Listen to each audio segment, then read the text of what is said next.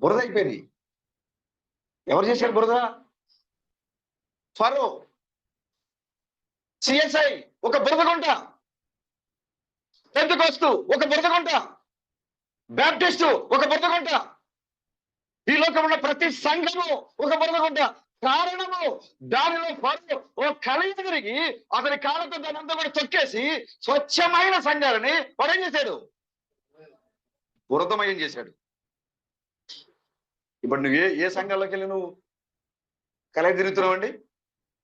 ఏ సంఘాలు ఉన్నారు మీరు? ఆశ్రమంకి వెళ్ళావు సంఘానికి?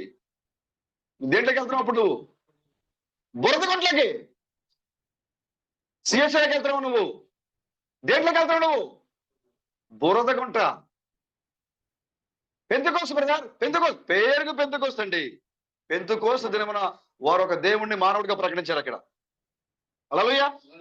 మరి నువ్వు పెంతెకోస్తు అనుభవం కలిగి ఉంటే నువ్వేం చేయాలి? ఈ కాలంలో మానవుడిగా దిగి వచ్చిన దేవుని గుర్తించాలి. మరి నువ్వు పెంతెకోస్తు సంఘం అయితే నువ్వు మరి మానవుడు దేవుడిగా ఉంటే నువ్వు గుర్తించావా? నువ్వు గుర్తించలేదంటే నీవు ఒక బురద గుంట. నువ్వు ఏ సంఘమైన దానికి పేరు పెట్టుకోవచ్చు. నువ్వు నీ సంఘాన్ని, నీ సంఘములో సాతాను కలయ తిరుగుతూ బురదమయం చేసేసి